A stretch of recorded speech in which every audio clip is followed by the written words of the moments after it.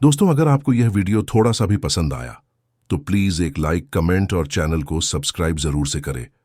आज के लाइक्स का टारगेट है 200 लाइक्स। मुझे पता है आप इसे पूरा कर लेंगे क्योंकि आप हैं सुपर अमेजिंग। तो चलिए शुरू करते हैं। पूरे दिन जांग यी ने बस एक ही काम किया, अपनी शारीरिक हालत को ठीक करना। इस वक्त वो अपने शरीर में आए बदलावों को साफ महसूस कर सकता था, यहां तक कि उसकी चोटें भी पहले से तेजी से ठीक हो रही थीं। स्पिरिचुअल ओशन से गुजरने के बाद उसकी ताकत में कोई जबरदस्त बढ़ोतरी तो नहीं हुई थी, लेकिन उसे लग रहा था कि वो अब पहले जैसा नहीं रहा, जैसे उसकी जिंदगी का स्तर एकदम ऊपर चला गया हो। यिहेन ट्राइब से मिले अनुभवों ने उसकी सोच को बहुत आगे बढ़ा दिया था। अब जब उसे अपनी असलियत का अंदाजा हो गया था, तब वो ये भी अच्छे से समझ पाया कि उसे आगे किस दिशा में बढ़ना है। लेकिन जिस दिन वो खुद को ठीक करने में लगा रहा, उस दिन पूरी दुनिया भारी अफरा तफरी और डर में डूब गई थी। ज्यादातर लोग जंग यी और यंग शिनशिन की बातों पर यकीन करने लगे थे। उनका मानना था कि देन ट्राइब का आखिरी ट्रायल पास करने वाला इटुगल ही था।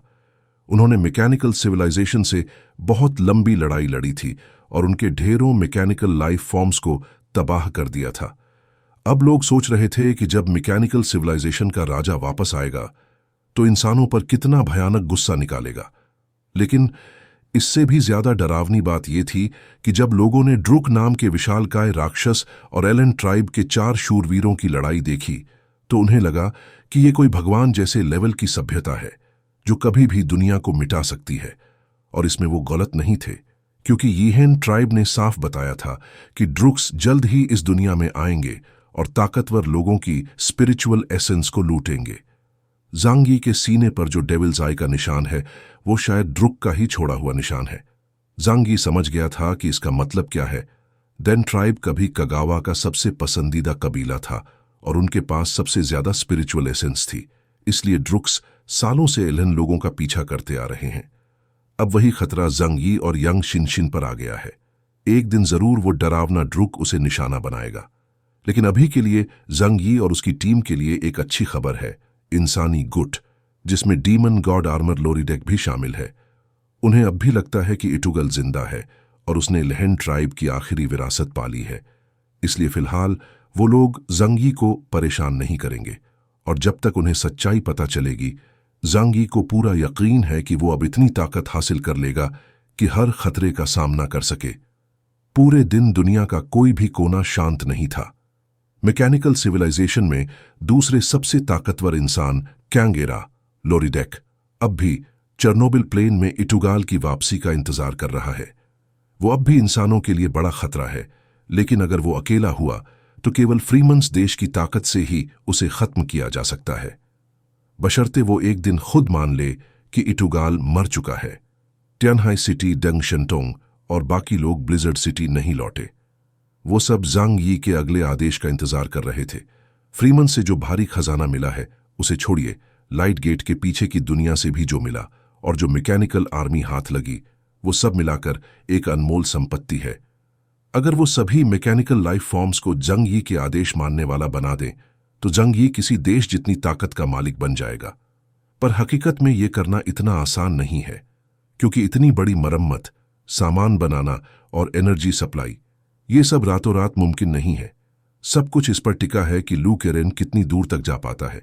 इस वक्त सभी लोग चिंगपू बेस में इकट्ठा हो चुके हैं। डेंग शेंटोंग दरवाजे की चौखट से टेक लगाए बाहर उड़ती बर्फ की तरफ देख रहा था।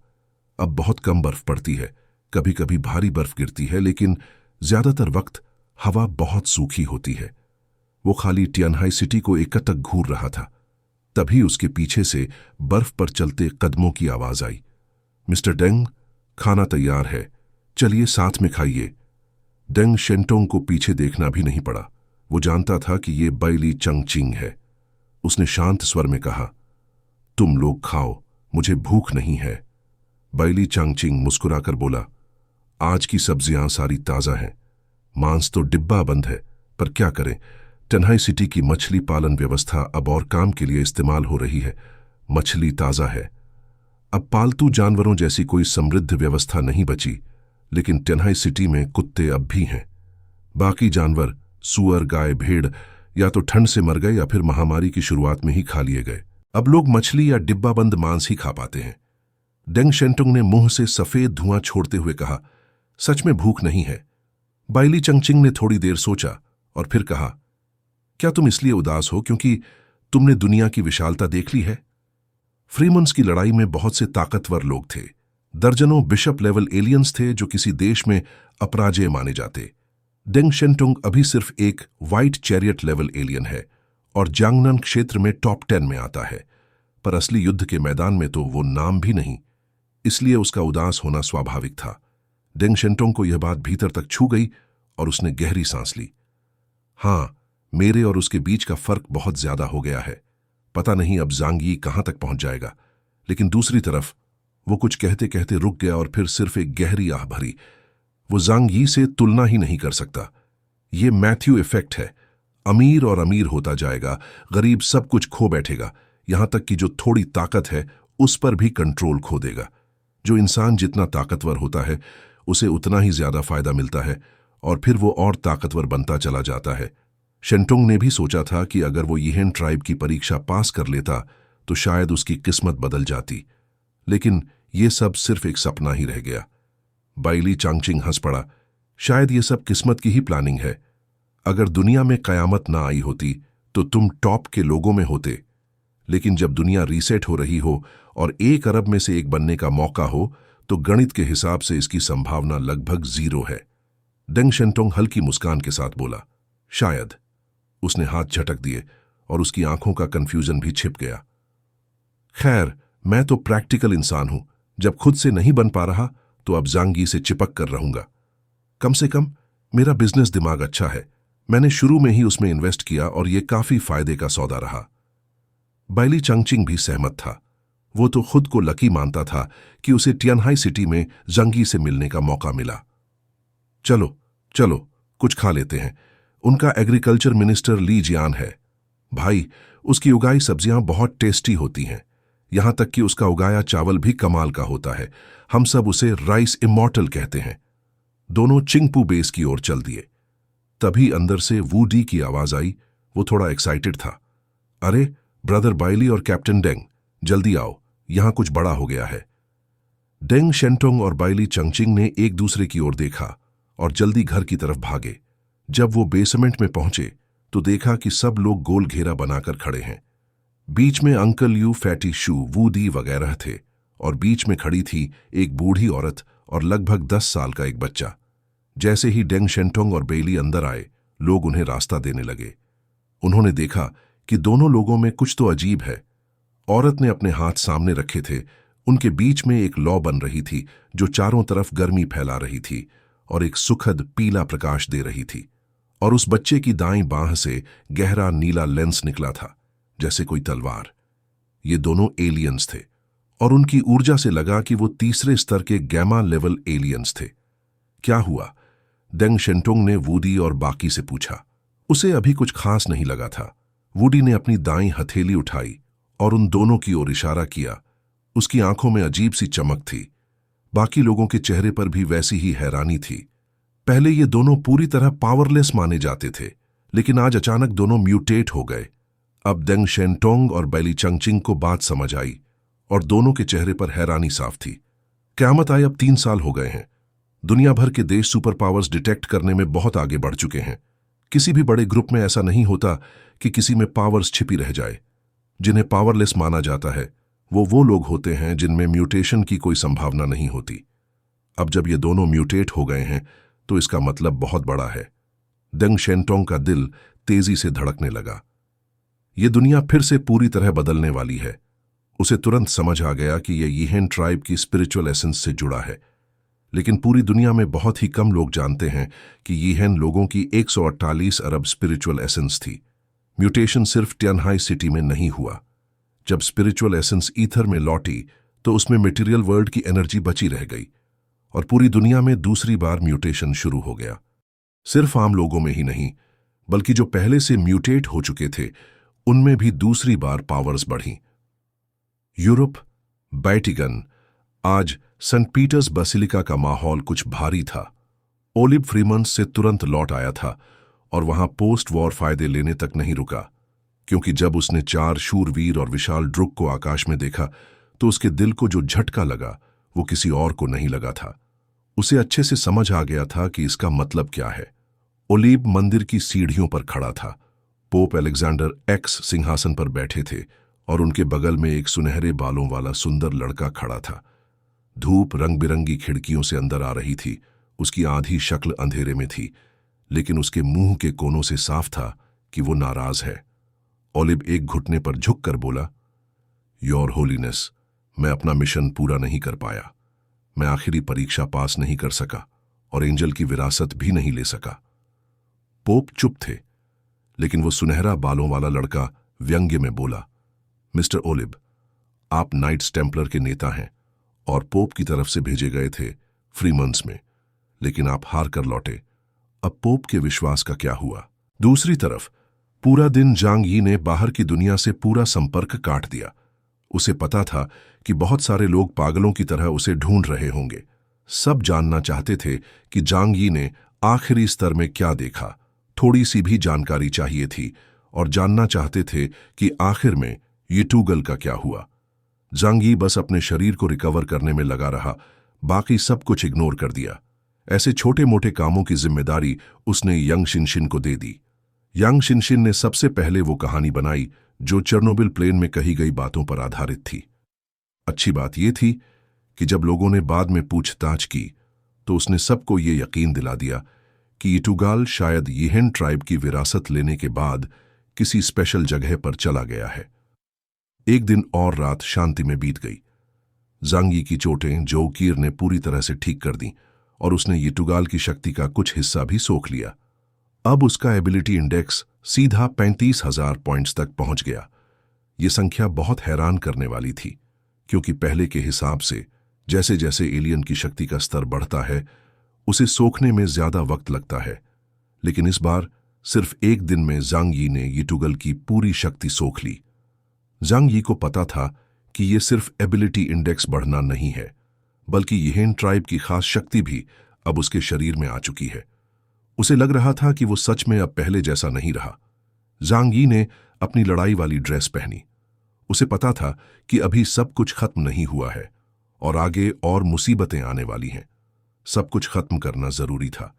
खासकर आखिरी में जो विशाल ड्रकर आया था, उसने जांग यी के मन पर भारी असर डाला था। अगर अब ये सोचना शुरू कर दो कि मैं बहुत ताकतवर हो गया हूं, तो ये सबसे बड़ी बेवकूफी होगी। यहां तक कि भगवान जैसी सभ्यता यिहेन भी खुद को स्पेशल स्पेस में छुपा कर रखती थी ताकि वो विशाल देवता ड्रक से बच सकें। तो फिर मैंने जो उनकी विरासत ली है वो मुझे क्यों बख्शेगा?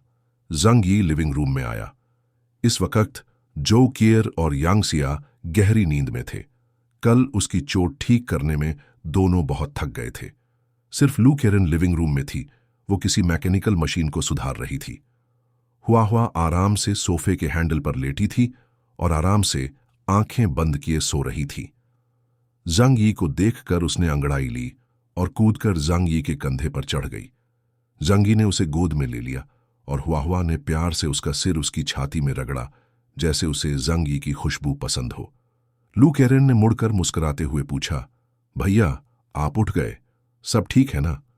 जांग यी ने हंसकर सिर हिलाया। उसने देखा कि लू केरन के चेहरे पर तेल के दाग लगे थे। वो मुस्कुराया और बोला, किरण, अब तुम्हें थोड़े दिन बहुत बिजी रहना पड़ेगा। सबसे पहले है शेल्टर की मरम्मत। पुराना शेल्टर तो 80% तबाह हो चुका है, बस मलबा बचा है। पर यह अच्छा ही है, अब लेटेस्ट टेक्नोलॉजी से नया बना सकते हैं, लेकिन काम बहुत बड़ा होगा, खासकर स्पेशल मटेरियल बनाना जो सिर्फ लू किरण की वॉइड ट्रांसफॉर्मेशन से बन पाएगा। और इसके बाद लू किरण को सबके हथियार, आर्मर और प्रोटेक्शन गियर भी अपग्रेड करने होंगे। ये बहुत बड़ा प्रोजेक्ट है। शुक्रिया, जांग यी ने कहा। लू किरण मुस्कुराई और सिर हिलाया। वो बहुत खुश दिख रही थी। भैया, अब मैं इप्सिलॉन लेवल म्यूटेंट बन गई हूं। अब ये कोई बड़ी बात नहीं है, बल्कि ये मेरा सौभाग्य है। उसने अपना मुट्ठी तानी और बाइसेप्स पर हाथ मारा। एक मैकेनिकल इंजीनियर के लिए यह बहुत बड़ी बात है कि मेरे बनाए हथियार अब काम आ रहे हैं। जांग यी ने उसके सिर पर हाथ फेरा। बहुत ज्यादा मत थकना। लू केरन मुस्कुराई। पता है भैया, जांग यी ने पूछा, शिनशिन कहाँ है, दिख नहीं रही। लू केरेन ने कहा, अरे वो तो बगल वाले रूम में है, पूरे दिन दिखी नहीं, पता नहीं क्या कर रही है। उसने एक रूम की ओर इशारा किया। जंग यी वहां गया और दरवाजा खटखटाया। शिनशिन, मैं हूं, क्या तुम अंदर हो?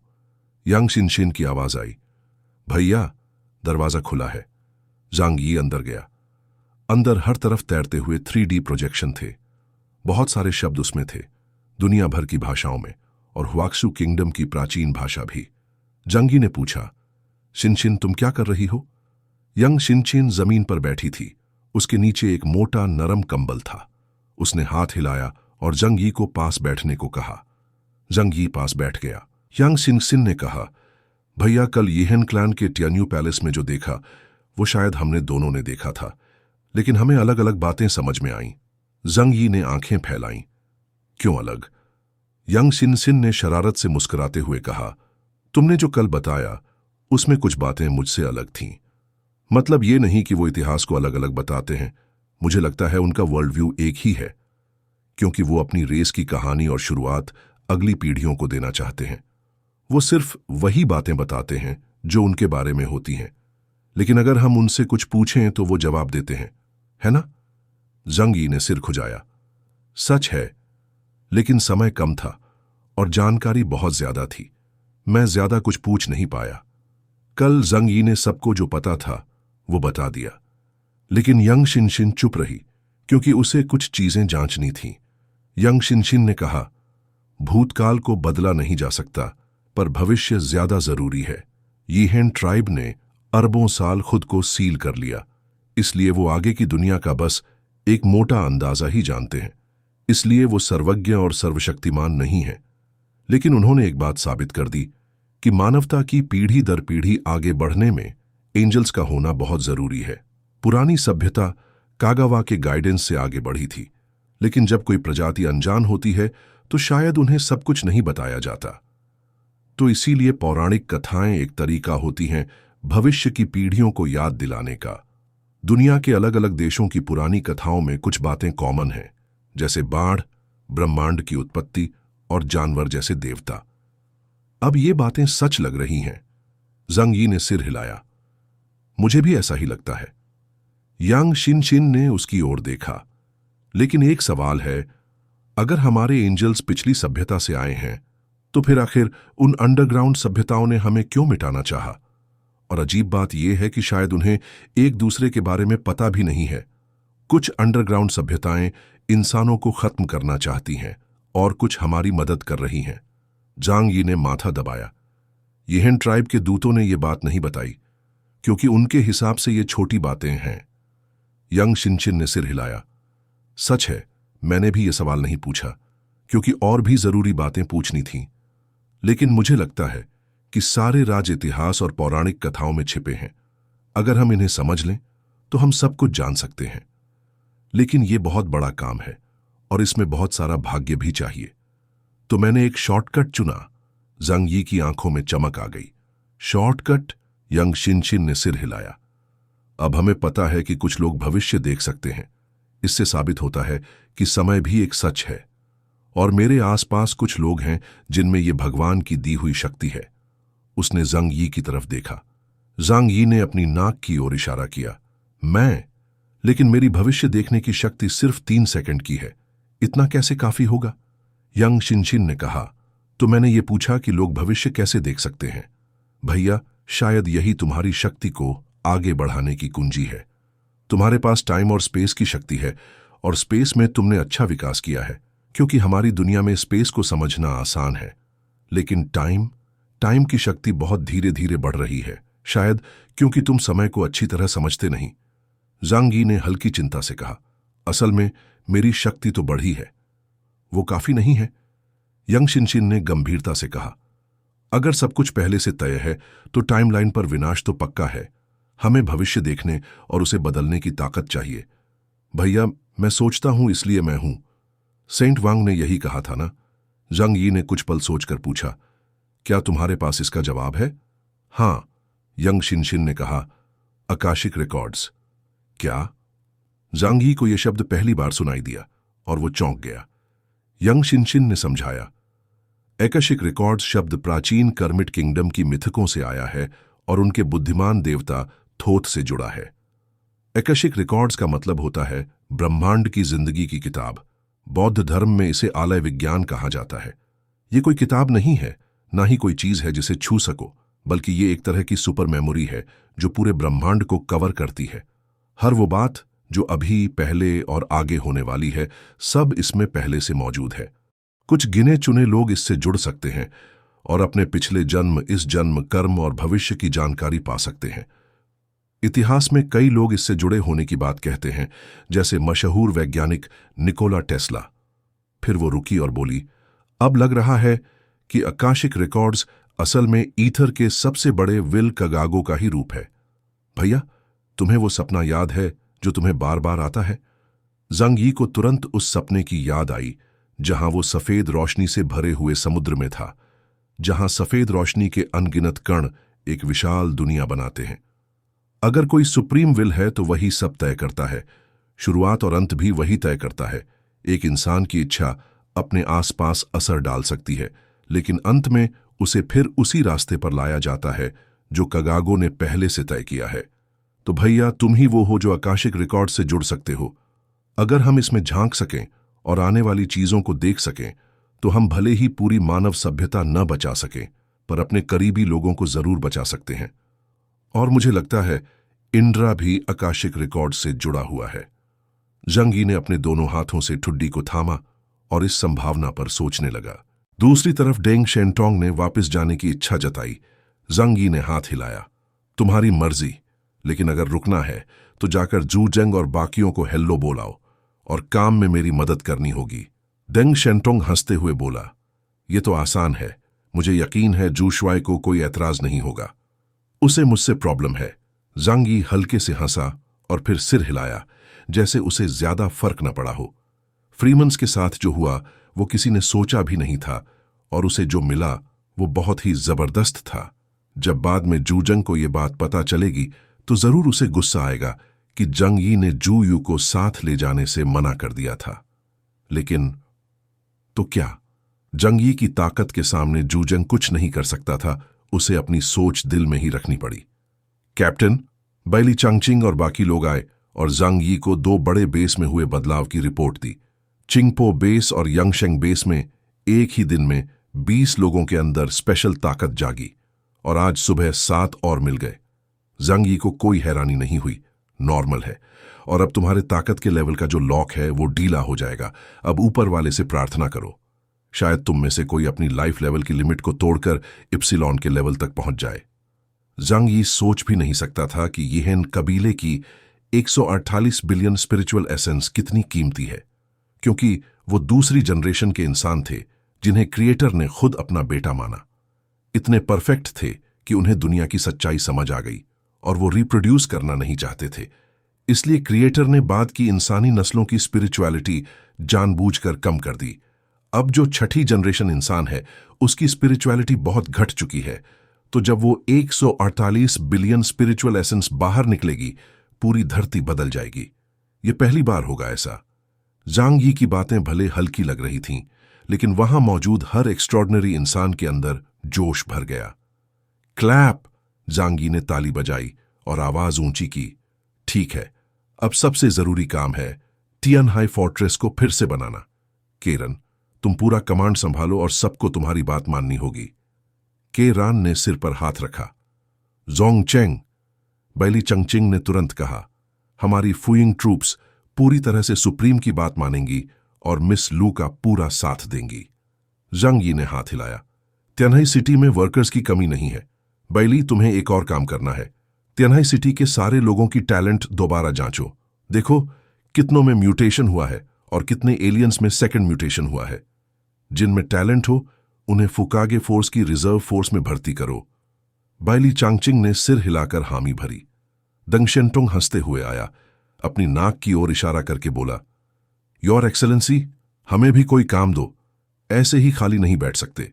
वो और उसकी गॉड टीम के मेंबर सब पावरफुल एलियंस थे। जंग यी को अंदाजा था कि उन्होंने यहां रुकने का फैसला क्यों लिया। दुनिया में सिर्फ जंग यी और यांग शिनशिन को पता था कि चेरनोबिल में क्या हुआ था, बाकियों की नजर में जब इटुगल दोबारा दुनिया में आएगा तब जबरदस्त तबाही मचेगी।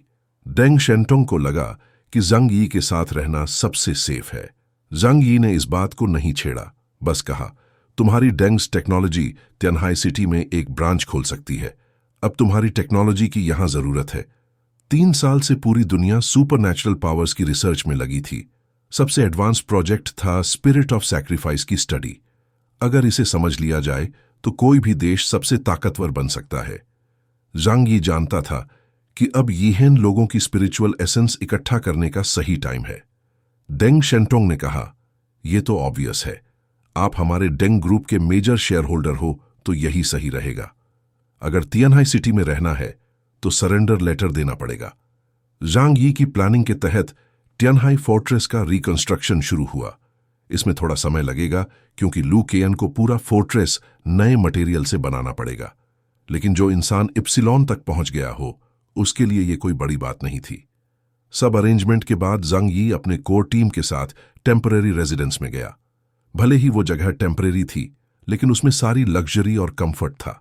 बाइली चंगचिंग, डेंग शेंटोंग जैसे लोग वहां नहीं थे क्योंकि जांग यी उन्हें पूरी तरह ट्रस्ट नहीं करता था। सिर्फ उसकी पुरानी टीम के लोग थे। बिग, टोटोरो और फ्रॉग भी थे, लेकिन उन्हें जांग यी की बातों में दिलचस्पी नहीं थी। जांग यी ने लिविंग रूम में बैठकर सबको बताया कि लाइट गेट के बाद क्या हुआ।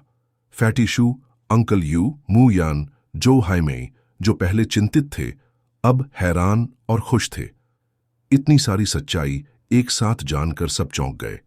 अंकल यू ने लंबी सांस ली। कमाल है, क्या ये यूनिवर्स की शुरुआत और इंसानों का ओरिजिन है? लगता है जो पुरानी कहानियां थीं वो सब सच्ची थीं। शायद ये अगली जनरेशन के लिए वार्निंग है।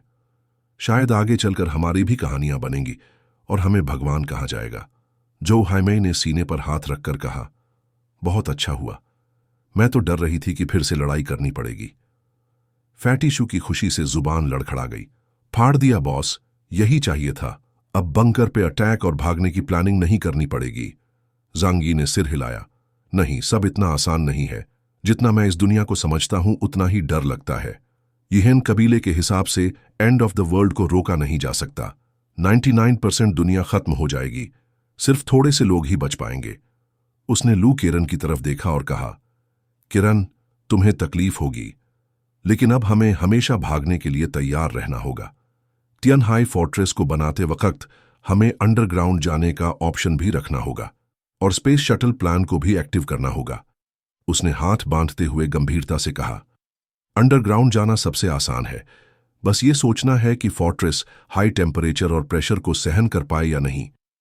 ड्रिलिंग की चिंता मत करो, मैं सीधे तुम्हें नीचे ले जा सकता हूं, लेकिन स्पेस प्रोग्राम के लिए स्पेसशिप बहुत एडवांस्ड होनी चाहिए। मैं तो फिर भी एक नॉर्मल इंसान हूं, खाली शरीर से वॉइड में नहीं जा सकता। जांग यी मुस्कुराया। लू किरण ने लिखा, भाई, ये सब करना मुश्किल नहीं है। अब जब हमारे पास मैकेनिकल सिविलाइजेशन की टेक्नोलॉजी है, हमारी टेक्निकल लेवल सैकड़ों साल आगे पहुंच गई है। बस मटेरियल और वर्कर्स चाहिए, आधे साल में बना दूंगी। बस एक चीज की कमी है। एक नीला 3D प्रोजेक्शन सामने आया जिस पर ढेर सारे मैथ फॉर्मूलाज थे। सबसे ज्यादा कमी है एनर्जी की। अगर हम ऐसी बिल्डिंग बनाएं जो अंडरग्राउंड या स्पेस में 100 साल चल सके तो एनर्जी बहुत चाहिए। जांग यी ने पूछा, हमारे पास जो एनर्जी है वो काफी नहीं है? लू केरन ने कंधे उचका दिए। हमारे पास तो बहुत लोग हैं। अगर सिर्फ हमारी टीम को ही बचाना हो और फ्यूचर जनरेशंस की चिंता ना करें और मैकेनिकल आर्मी ना बनाएं तो एनर्जी काफी है। जांग यी पहले मैकेनिकल लाइफ फॉर्म्स को रिपेयर करके आर्मी बनाना चाहता था। अब उसे समझ आ गया कि वो 100,000 मशीन्स बनाना पॉसिबल नहीं। उसने लू केरन से कहा, मैकेनिकल लाइफ फॉर्म का काम अभी रोक दो। पहले नया तियानहाई फोर्ट्रेस बनाओ, फिर सबके वेपन्स अपग्रेड करो। दूसरा काम स्पेसशिप का है, तीसरा मैकेनिकल लाइफ फॉर्म्स का। इसी ऑर्डर में काम होगा। लू केरन ने कहा, रॉजर दैट। अब जांग यी ने हाथों को घुटनों पर रखकर जोर से ताली मारी। फिर उसने अंकल यू और बाकियों की ओर गंभीर होकर देखा। अब बारी है एक जरूरी कदम की। सब जांग यी की तरफ देखने लगे और सांस रोक ली। जांग यी ने शांति से कहा, अब दुनिया में एक नया बदलाव आने वाला है। कई इंसान और जीव म्यूटेट होंगे। दुनिया में ज्यादा ताकतवर लोग सामने आएंगे, हमें भी अपनी पावर बढ़ानी होगी। उसने एलियन स्पेस से 2 चीजें निकाली और हथेली में रखी। वो थी सैक्रिफिशियल स्पिरिट, जो पिछले ट्रायल में दूसरे 2 टीम्स से मिल चुकी थी। ये बात आगे जरूर चर्चा में आएगी, लेकिन जांग यी को फर्क नहीं पड़ता था। उसने वादा नहीं तोड़ा था और उसे पता था कि ये दोनों स्पिरिट्स एलियंस के पास से मिली थीं, क्योंकि इंसानों के पास ये चीज होती तो वो पहले ही इस्तेमाल कर लेते। असल में एक सैक्रिफिशियल स्पिरिट चिनलिंग माउंटेन्स की ड्रैगन नस्ल से मिली थी, दूसरी डीप सी की मिस्टीरियस रेस से आई थी। सैक्रिफिशियल स्पिरिट दुनिया की सबसे प्योर एनर्जी है और हर चीज की ओरिजिन है। इसे अब्सॉर्ब करने से इंसान की स्पिरिचुअल एसेंस और भी पावरफुल हो जाती है और फिजिकल बॉडी में जेनेटिक लॉक खुल जाता है। जांग यी को पता था कि यह पावर इंडेक्स बढ़ाने के लिए इस्तेमाल करना वेस्ट होगा, इसलिए उसने सोचा कि इनसे 2 और इप्सिलॉन बना दिए जाएं तो बेहतर होगा। तो अपनी टीम के लिए उसने ये स्पिरिट्स बाहर निकाली। जैसे ही लोगों ने सैक्रिफिशियल स्पिरिट देखी, सबकी आंखें चमकने लगीं। लो करेन जैसी इप्सिलॉन भी इसे देखकर खुश हो गई। बिग टोटोरो और फ्रॉग भी देख रहे थे जैसे खजाना देख रहे हों। कोई भी लाइफ लेवल बदलने के मौके को मना नहीं कर सकता। ये 2 सैक्रिफिशियल स्पिरिट्स हैं जो 2 लोगों को इप्सिलॉन बना सकती हैं। मैंने तय किया है कि एक केयर को दूंगा। जांग यी ने बिना हिचक एक हाई क्वालिटी सैक्रिफिशियल स्पिरिट अपनी गर्लफ्रेंड जो केयर को दे दी, जो 3 साल से उसके साथ थी और हर मोड़ पर साथ निभा रही थी।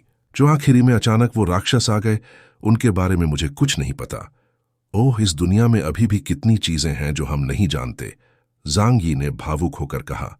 अर्थ टेम्पल, शंग दाओवेन और ग्वान लोंगयुए ने एक दूसरे की तरफ देखा। दोनों को जांग यी की बातों पर यकीन नहीं हुआ। जांग यी कौन है? अगर कोई आदमी बाहर जाकर जमीन पर पड़ा पैसा भी ना उठाए तो वो फ्रीमन्स तक क्यों दौड़ लगाकर जाए और खाली हाथ वापस लौटे? बिल्कुल बकवास बात। शंग दाओवेन ने गंभीर आवाज में कहा, हमारे पास तुम्हारी बातों से जुड़ी कुछ जानकारी है। जो विशाल देवता उस दिन चेर्नोबिल के ऊपर दिखा था, वो सहारा डेजर्ट के एक इलाके से निकला था। उस जगह को नक्शे पर आई ऑफ द सहारा कहा जाता है। हमारी जांच के मुताबिक वो classic of mountains and seas की पुरानी कथाओं में जिक्र किए गए ज़ुलोंग जैसा लग रहा है। वो एक बहुत ही खतरनाक अस्तित्व है, लेकिन अच्छी बात है कि वो धरती के दूसरी तरफ है और फिलहाल हमारे लिए खतरा नहीं है। जांग यी ने गहरी सांस ली और धीरे से छोड़ दी। अच्छा है, उसने थका हुआ महसूस करते हुए अपनी भवों को मल लिया। मैं अब बहुत थक गया हूं। फ्रीमॉन्स की यात्रा ने मुझ पर बहुत बुरा असर डाला। मेरा खुद का शेल्टर भी नष्ट हो गया। मैं फिलहाल कोई विदेशी मिशन स्वीकार नहीं कर सकता। मुझे थोड़ा आराम चाहिए। उसने एक ऐसे आदमी की एक्टिंग की जैसे किसी भयानक मंजर को देखकर डर गया हो। शंग दाओवेन और ग्वान लोंगयुए को उसमें कोई अजीब बात नजर नहीं आई। शंग दाओवेन बोला, हमें पता है कि तुमने देश के लिए बड़ा योगदान दिया है। केओस, कृपया हमें युद्ध क्षेत्र से मिली जानकारी और मैकेनिकल लाइफ फॉर्म्स के सैंपल रिसर्च के लिए दे दो। जांग यी ने तुरंत हामी भर दी। कोई दिक्कत नहीं, बाद में किसी को भेज दो लेने।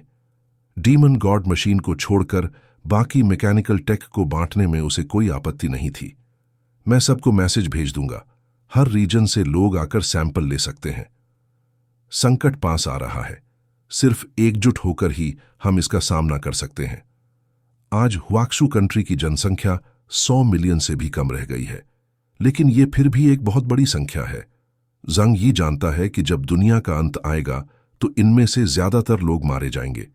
वो सिर्फ ये कर सकता है कि उन्हें थोड़ा और ताकतवर बनने में मदद करे, मगर आखिरकार वो कितनी दूर तक जा पाएंगे ये उनकी खुद की मेहनत पर निर्भर है।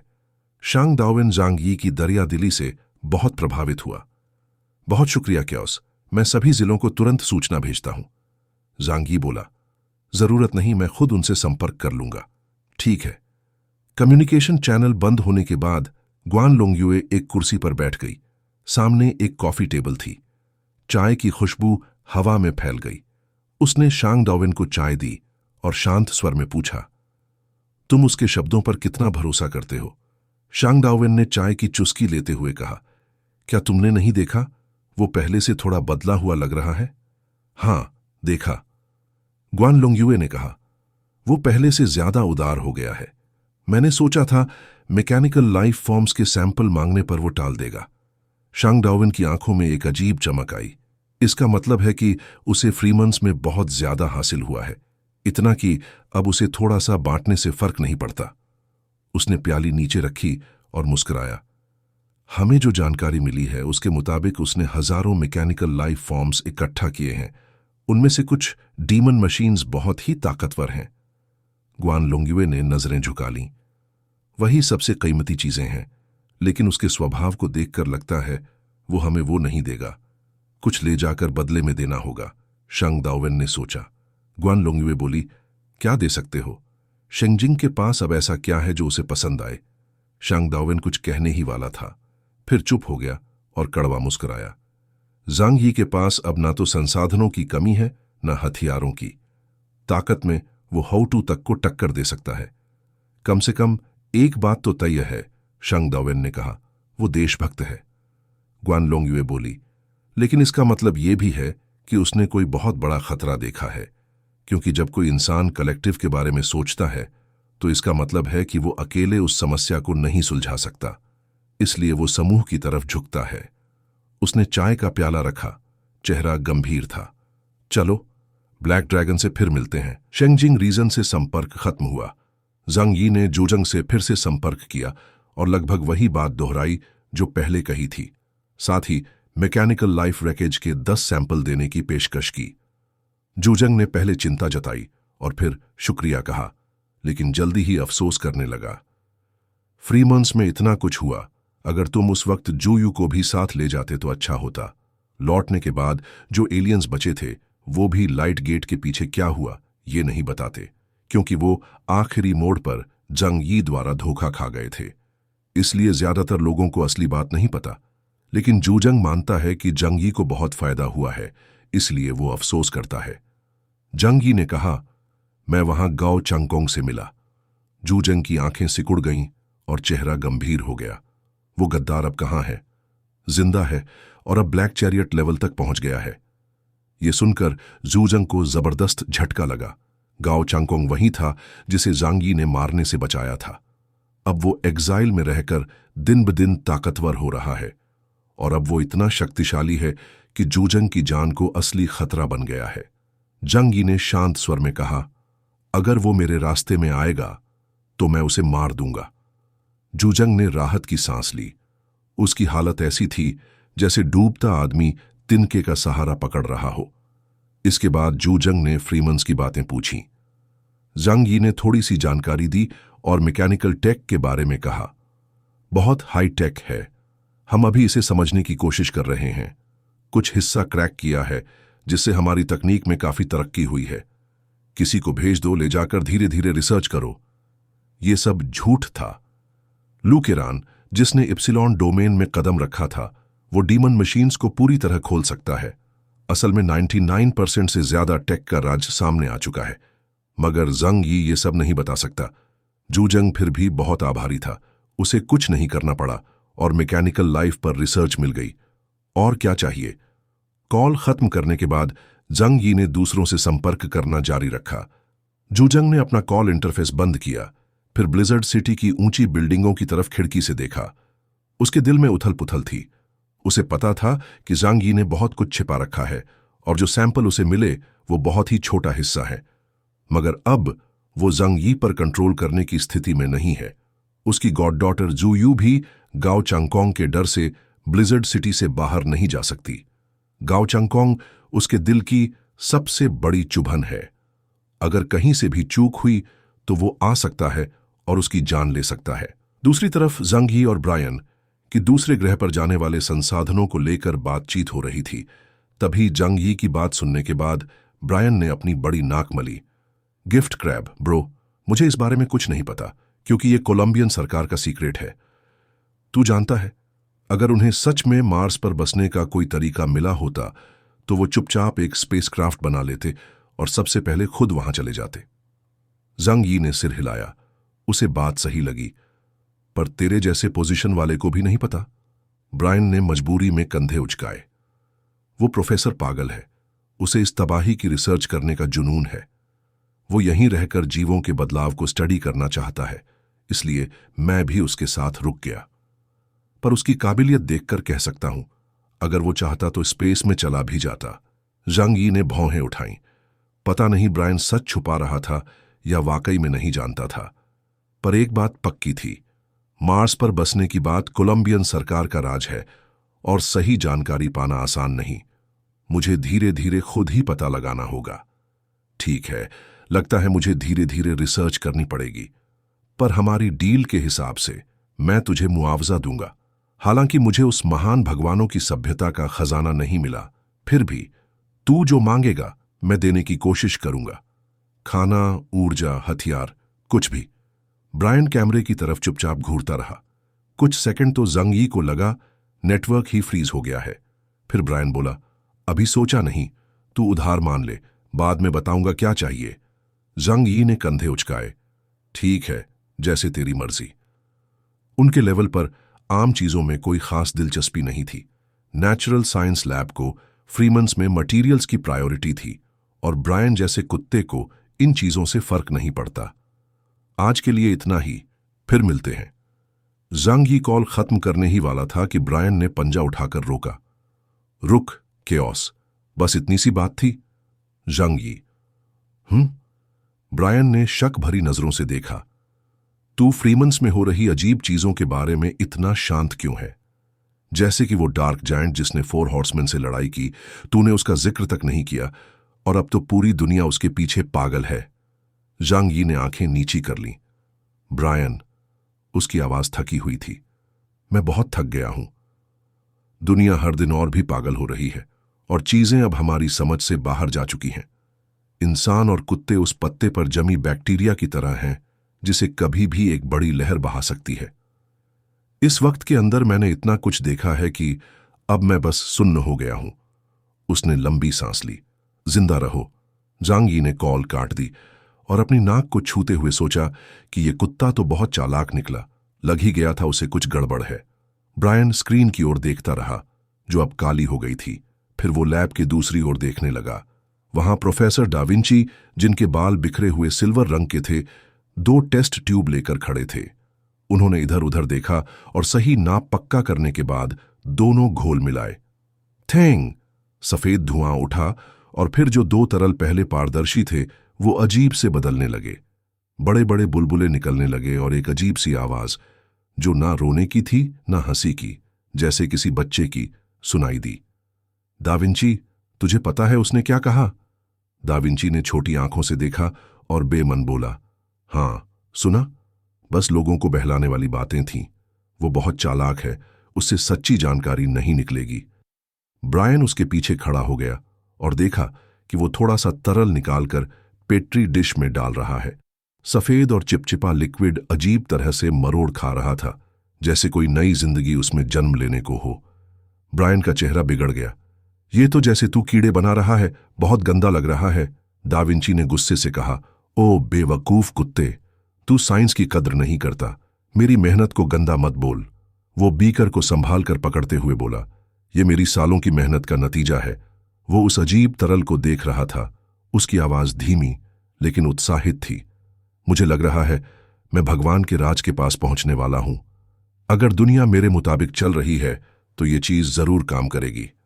ब्रायन, मैं तुझसे जलता हूं और कभी कभी तुझे दोबारा बनाना चाहता हूं, पर यह भी मानता हूं कि जो जानकारी तू उस रहस्यमयी गेट के पार से लाया, उसने मेरी रिसर्च में बहुत मदद की। ब्रायन ने सिर के पीछे हाथ रखे और कहा, सच में मुझे तो आज तक नहीं समझ आया तू कर क्या रहा है। पर एक बात बता, इस दुनिया में कई देश हैं और सभी के पास ताकतवर एलियंस हैं, फिर तू केओस में ही इतना क्यों इंटरेस्टेड है? दाविंची की आंखें सिकुड़ गईं। तू सच में जानना चाहता है? उसने बीकर को एक सेफ में रखा और हाथ बांधकर ब्रायन की ओर देखा।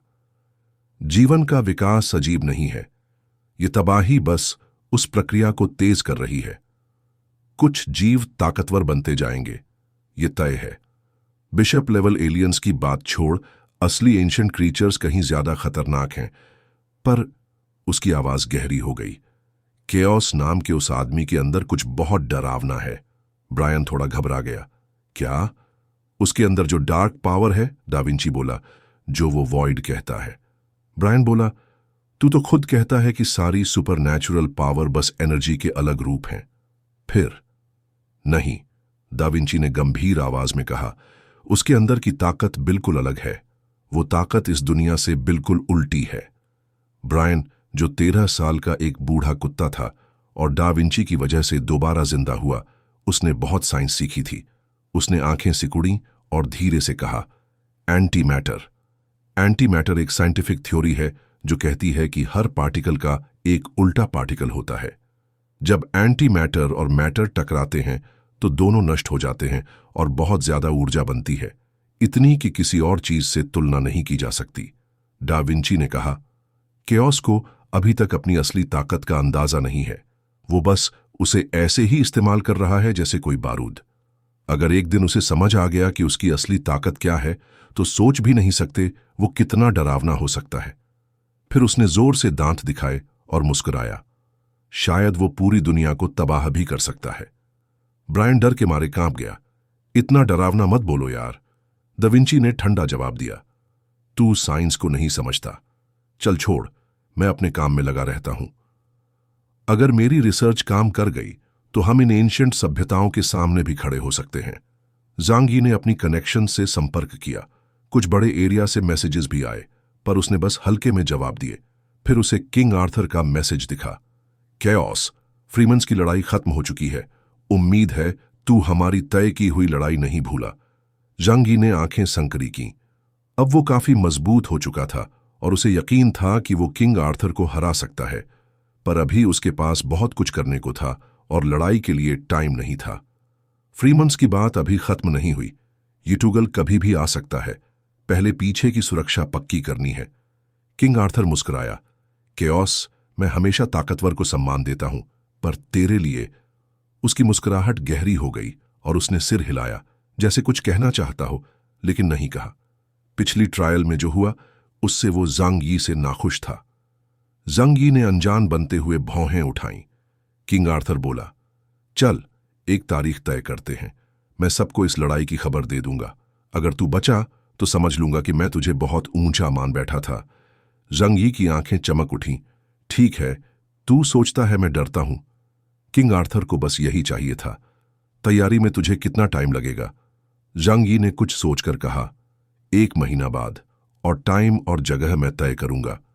किंग आर्थर बोला, वाचू की सीमा में नहीं, किसी तीसरे न्यूट्रल एरिया में, तभी बराबरी होगी। अब वो जांग यी से ज्यादा सतर्क हो गया था। जांग यी ने कहा, ठीक है, पर लड़ाई की खबर सबको बताना चाहो तो बता दो, बस जगह को सीक्रेट रखना होगा। दूसरी तरफ तिन्हाई सिटी का सीन दिखाया जाता है, जहां पर आसपास के वर्कर्स चौंक गए। वो आपस में फुसफुसाने लगे कि आखिर कौन ऐसा इंसान है जो इतने ताकतवर शू चुनलेई को हरा सकता है। फैटी शू ने सबको सस्पेंस में रखा और फिर धीरे से बोला, वो इंसान है हमारा सुप्रीम लॉर्ड। क्या? एकदम से एक्साइटमेंट की चीखें गूंजने लगीं, जैसे किसी लड़की को उसका आइडल सामने दिख गया हो। हे भगवान, मुझे पहले ही शक था कि ग्रैंड मार्शल को हराने वाला सिर्फ वही एक हो सकता है। सुप्रीम से हारना भी एक सम्मान है। चू चुनलेई के होठों पर मुस्कान आ गई। वो उसे छिपा भी नहीं पा रहा था। फिर वो शांत होकर बोला, सही कहा, उस वक्त मैं आधे मूव से हारा था। वैसे उस वक्त मेरी हालत भी ठीक नहीं थी। 7 दिन 7 रात से सोया नहीं था। लेकिन मैं हार मानने वाला इंसान हूं।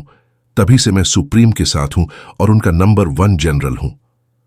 और आज की तारीख में सुप्रीम लॉर्ड की मौजूदगी में जिंदा बचने वालों में सिर्फ मैं ही हूं। आह हा हा हा हा। फिर से उत्साह से भरी आवाजें गूंजने लगीं। जांग यी थोड़ी दूरी से ये सीन देख रहा था।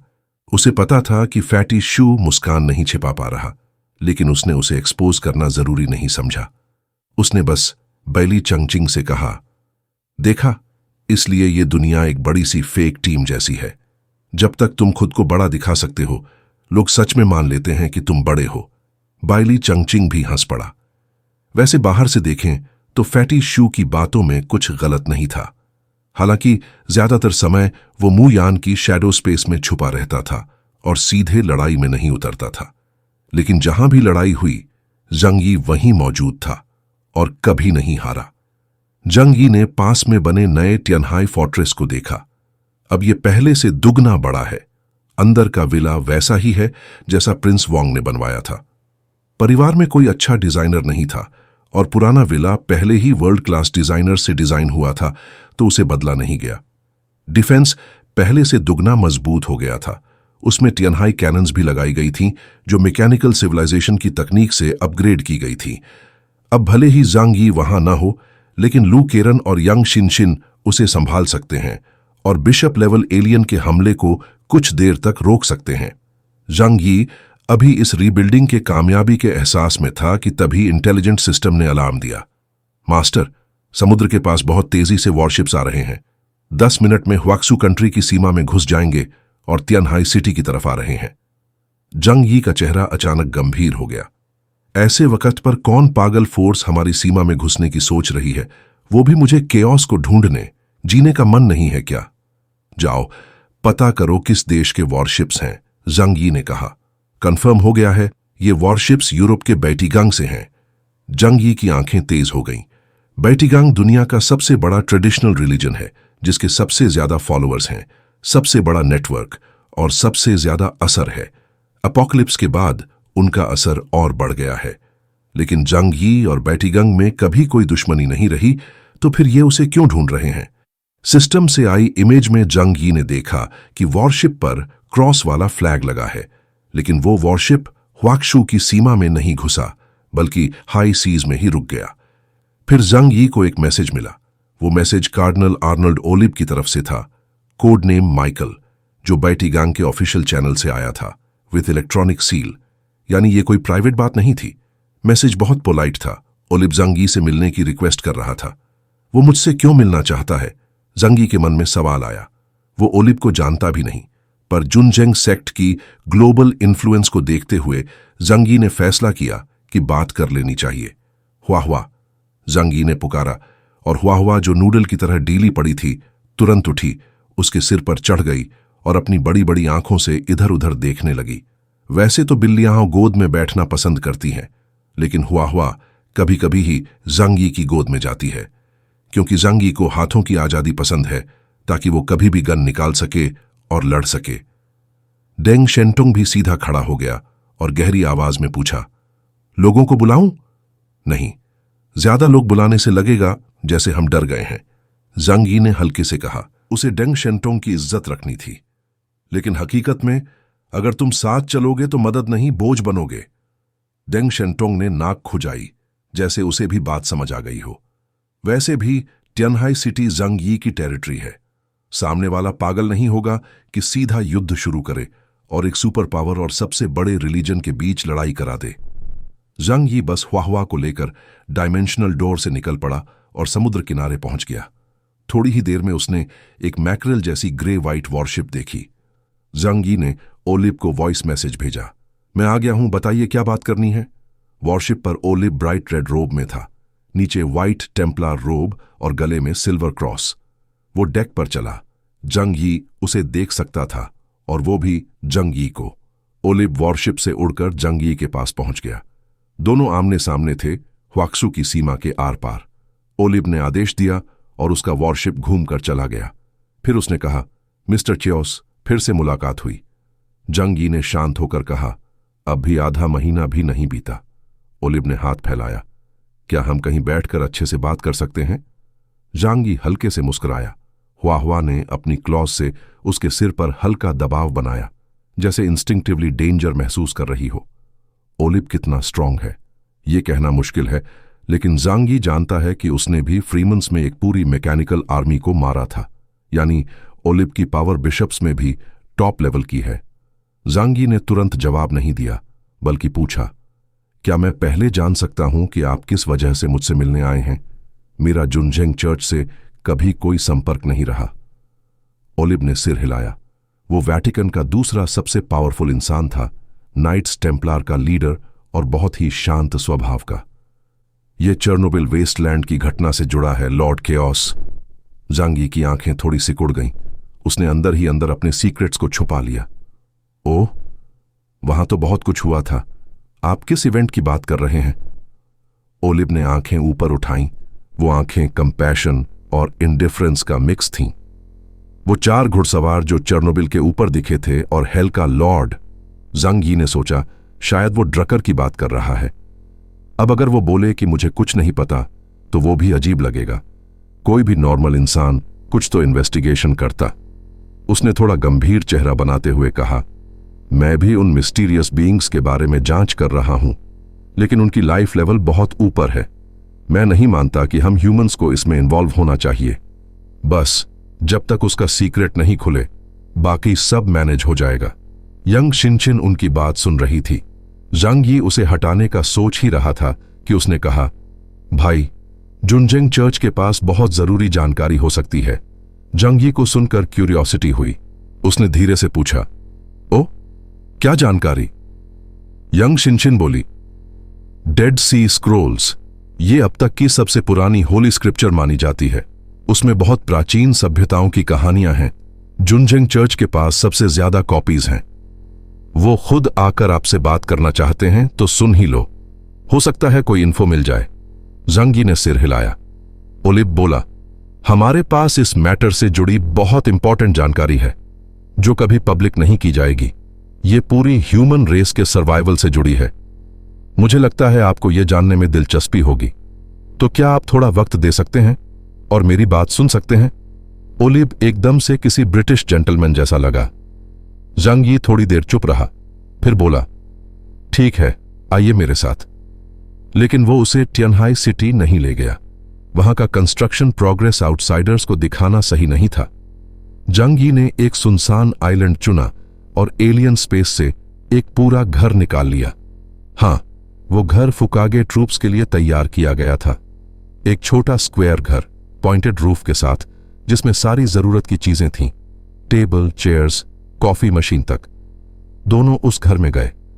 बाहर बर्फीली सी थी जिसमें आइस के टुकड़े तैर रहे थे और माहौल कुछ खास बन गया। जांग यी ने टेबल के पास जाकर बैठते हुए एलियन स्पेस से 2 बॉटल्ड कॉफी निकाले। एक ओलिव की तरफ बढ़ाया और बैठने का इशारा किया। ओलिव ने जांग यी के हाथों को गौर से देखा, सूखे लेकिन ताकतवर हाथ जो कभी भी हमला कर सकते हैं। उसे जांग यी की लास्ट ट्रायल लेवल की प्लानिंग और डेस्परेशन याद थी, जिससे वो मान गया कि वही उनका बेस्ट कैंडिडेट है। ओलिव ने कॉफी नहीं पी, उसे सिर्फ फ्रेशली ब्रूड पसंद थी, लेकिन वो बैठ गया। जांग यी बोला, अब बताइए। हुआ बड़ी बड़ी आंखों से ओलिव को घूर रही थी। ओलिव कुछ सेकंड चुप रहा, फिर धीरे से बोला, जो उस दिन चेर्नोबिल के ऊपर दिखा था वो था डेविल फ्रॉम हेल, मैमन। जांग यी पहले भी यंग शिनचिन से ये होली स्क्रिप्चर की बात सुन चुका था और अब ओलिव वही कहानी दोहरा रहा था। लेकिन इस बार ओलिव ने ड्रकर गॉड को नए ढंग से डिफाइन किया। उनका मानना है कि वो एक क्रिएटर द्वारा बनाए गए बीइंग्स थे, लेकिन बाद में उन्होंने उसी क्रिएटर की मर्जी के खिलाफ जाकर रिबेलियन की और गिर गए। हालांकि एक जरूरी जानकारी जांग यी को मिल गई। नरक के 7 राक्षस राजा हमेशा भगवान के शासन को गिराने की कोशिश करते आए हैं, और उस दिन चेर्नोबिल में जो दिखा वो मैमन था, जो 7 बड़े पापों में से एक, लालच, ग्रीड का प्रतीक है। जांग यी ने सोचा, नरक के 7 शैतान राजा, क्या ये वही 7 डुग देवता हैं जिनकी बात वानी जंडोंग चर्च की कहानियों में होती है? जांग यी ने अपनी नजरें नीचे कर लीं और चुपचाप आगे की बात का इंतजार करने लगा। ओलिव ने फिर कहा, नरक का शैतान राजा मरने से पहले यही चाहता है कि वो सब शैतानों को नरक में इकट्ठा करे और इंसानों की दुनिया को पूरी तरह तबाह कर दे, और फिर उसी इंसानी दुनिया को एक स्टेप की तरह इस्तेमाल करके फिर से स्वर्ग पर हमला करे और भगवान की ताकत छीन ले। ये सब सिर्फ कहानियां नहीं हैं, ये सब भगवान की तरफ से दिया गया भविष्य का खुलासा है। ये सब बुक ऑफ रेवलेशन में लिखा गया है।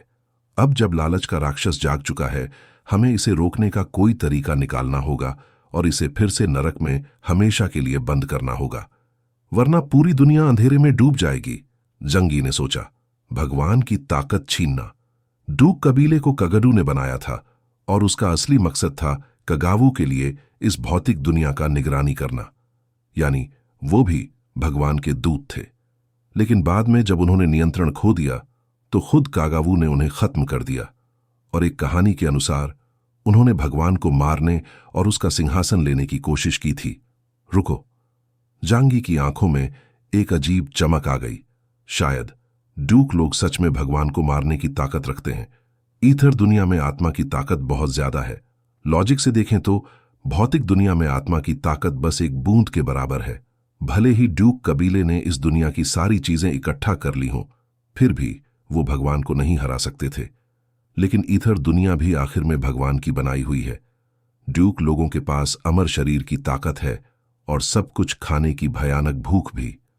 अगर समय बहुत लंबा हो जाए और भगवान ने इस दुनिया को छोड़ दिया हो, तो थ्योरी के हिसाब से वो लोग धीरे धीरे इतना ताकतवर बन सकते हैं कि भगवान की जगह ले लें। हालांकि चांस बहुत छोटा है, लेकिन फिर भी 1 अरब में एक बार ऐसा हो सकता है कि वो ईथर में भगवान जैसे बन जाए। क्या ऐसा हो सकता है? अगर ये कोई और प्रजाति होती तो ये एक मजाक लगता। ये ऐसा है जैसे आप पूरी धरती के समुद्र किनारे की रेत में से एक कण उठाए और वही निकले जो आप चाहते हैं। लेकिन ड्यूक लोग बहुत अलग किस्म के हैं। उनके अंदर की आत्मा बहुत कम है और उनकी भूख ही उन्हें जिंदा रखती है, न कि खुद को खत्म करने की सोच। जब तक ब्रह्मांड पूरी तरह खत्म नहीं हो जाता, वो जिंदा रहने की हर कोशिश करेंगे। क्या भगवान उनसे डरता है? जंग यी ने अपने अंदर के झटके को छुपाने के लिए एक घूंट कॉफी पी। लेकिन इसका मुझसे क्या लेना देना? जंग यी चुप हो गया और ऑलिव की तरफ देखने लगा। मैंने देखा है वो कितना ताकतवर है, मैं तो उसे चोट भी नहीं पहुंचा सकता। ऑलिव ने बिना कुछ बोले सीधे जंग यी को एक तस्वीर दिखा दी। ये मैमन और 4 घुड़सवारों की लड़ाई का सीन था। वो चारों घुड़सवार मैमन से लड़े और लाइट में बिखर गए, लेकिन उनके वारों से मैमन को बहुत नुकसान हुआ। उनके हथियार उसके शरीर में गहरे तक घुस गए। उसकी छाती, गर्दन और यहां तक कि एक बड़ा चाकू उसके सिर में जा घुसा, लेकिन फिर भी वो नहीं मरा। ऑलिव ने कहा, वो 4 चांदी के योद्धा पुराने जमाने में भगवान द्वारा बनाए गए देवदूत थे। उन्होंने ममन को गहरी नींद में डाल दिया, लेकिन अब वो जाग चुका है और उसकी सील बहुत कमजोर है। हमें फिर से उसे बंद करना होगा। जंग यी ने धीरे से पलकों को झुकाया, शायद ऑलिव की मंशा समझते हुए। तुम चाहते हो कि मैं जाऊं? ऑलिव ने उसकी तरफ देखा और कहा, जेनजिंग चर्च भगवान का सच्चा भक्त है। हम इस दिन का इंतजार कर रहे थे ताकि दुनिया को फिर से पवित्र रास्ते पर ले जा सकें। हमारा मिशन है कि नरक के शैतान को बंद किया जाए और चर्च इसके लिए पूरी ताकत लगाएगा। इसके साथ ही हम इस ऑपरेशन में दुनिया के अलग अलग देशों के सबसे टॉप एलियंस से संपर्क करेंगे। और मैं तुमसे मिलने इसलिए आया हूं क्योंकि तुम्हें एक खास काम करना है। जंग यी ने कुछ नहीं कहा और चुपचाप अपनी कॉफी पीते रहे। ऑलिव ने अपने हाथ मेज पर रखे, बिल्कुल उस जगह जहां जंग यी उन्हें साफ देख सके। उन्होंने जंग यी को घूरते हुए पूछा, मिस्टर चेओस, जितना हमें पता है आपकी कोई धार्मिक आस्था नहीं है ना? हूं। जंग यी ने सिर हिलाया। पहले वो पैसे में विश्वास करता था, फिर किस्मत में यकीन करने लगा। मैं धर्म में विश्वास नहीं करता, क्योंकि पहले मुझे धर्म में यकीन करने के लिए पैसे खर्च करने पड़ते थे और अब अपनी जान देनी पड़ रही है। ऑलिव ने कहा, तो क्या आप हमारे जेनजिंग चर्च में शामिल होने के बारे में सोचेंगे? जंग यी ने अपनी नजरें उठाईं और उसे गहराई से देखा। जेनजिंग चर्च इस दुनिया का सबसे ताकतवर संप्रदाय है। अगर आप हमारे साथ जुड़े रहते हैं तो कम से कम बिशप तो बन ही सकते हैं। अगर आप अच्छा काम करते हैं और पोप की तरफ से मंजूरी मिलती है या बाकी कार्डिनल्स आपको रिकमेंड करते हैं, तो आप आगे चलकर कार्डिनल भी बन सकते हैं। और सबसे अहम बात यह है, उसने अपने हाथ फैला दिए, आप एक आजाद इंसान हैं। आप किसी सरकारी संस्था से जुड़े नहीं हैं, तो आप अपनी आस्था खुद चुन सकते हैं। इसके उलट अगर आप हमारे साथ आते हैं तो दुनिया का सबसे ताकतवर संप्रदाय आपको सुरक्षा देगा। आपको पता है, वाक्सु देश या कोलंबिया भी हमारे डिवाइन विजन के सामने कमजोर लगते हैं। जंग यी ने हल्की सी मुस्कान के साथ अपने होंठों को ऊपर उठाया। मुझे याद है कि आपके सिद्धांत में इंसान के 7 बड़े पापों का जिक्र है, और आपने तो अभी अभी अहंकार, प्राइड की मिसाल दी है, मिस्टर ऑलिव। ऑलिव ने सिर हिलाया। उसका चेहरा बहुत गंभीर था। मैं मजाक नहीं कर रहा हूं। तुम्हें जेनजिंग चर्च की असली उत्पत्ति और इतिहास के बारे में कुछ नहीं पता। झांग यी ने फिर भी मना कर दिया। मैंने पहले ही कहा था, मुझे धर्म में विश्वास नहीं है। कड़ाई से कहा जाए तो वह किसी भी संगठन या सेना से जुड़ना नहीं चाहता था, क्योंकि इसका मतलब था कि उसे दूसरों के आदेश मानने पड़ेंगे। उसने मेज पर हल्की थाप दी। क्या मेरा तुम्हारे संप्रदाय में शामिल होना उस बात से जुड़ा है जो तुमने पहले कही थी? ओलिव के चेहरे पर थोड़ी झिझक थी। वाकई मामला बहुत पेचीदा था, जिसे खुलकर कहना आसान नहीं था, लेकिन अगर वो साफ साफ कुछ नहीं कहता तो जांग यी शायद उसे मना करके चला जाएगा। ओलिव ने अपनी आवाज का लहजा बदल दिया। गॉड ऑफ कैओस, मैं पहले एक बात साफ करना चाहता हूं। जांग यी ने उसकी ओर देखा। क्या बात है? तुम... उसकी आंखें एकदम तेज हो गईं, जैसे वो जांग यी के चेहरे के छोटे से छोटे हाव भाव को भी पढ़ना चाहता हो। क्या तुम टोंग संगठन में शामिल हो गए हो? बिल्कुल नहीं, जांग यी ने बिना हिचकिचाहट के जवाब दिया। यह सुनकर ओलिव का चेहरा थोड़ा नरम हो गया। तो फिर यह बात आगे बढ़ाई जा सकती है। वो अपनी कुर्सी पर थोड़ा पीछे झुक गया। अगर तुम भविष्य में हिटोमी संगठन से जुड़ते हो तो यह सीधे हमारे चर्च के खिलाफ खड़ा होना होगा। इसलिए अगर कभी वो दुष्ट संगठन तुम्हें अपने साथ जोड़ने की कोशिश करे तो उम्मीद है तुम सोच समझकर सही फैसला लोगे। जांग यी को अब भी नहीं पता था कि इन दो संगठनों के बीच आखिर चल क्या रहा है। उसने बस यंग शिनशिन से इतना सुना था कि टोंग संगठन का इतिहास भी बहुत पुराना है, शायद जेनजेंग संप्रदाय यानी मेसाया संप्रदाय जितना ही। फिर भी उसने साफ कहा कि उसे किसी भी संप्रदाय में शामिल होने या दुश्मनी करने में कोई दिलचस्पी नहीं है। चलो अब असली काम की बात करते हैं। जांग यी अब थोड़ा बेचैन हो रहा था। ओलिव ने थोड़ा रुककर सोचा और तय किया कि पहले विश्वास जीतना जरूरी है। मैं जो बताने जा रहा हूं वो पूरी तरह से गोपनीय है। उम्मीद है तुम इसे किसी से नहीं कहोगे। जांग यी ने सिर हिलाया। फिर ओलिव ने अपनी असली मंशा बताई। जांग यी को चर्च में शामिल होने का ऑफर देना तो बस एक छोटा सा हिस्सा था।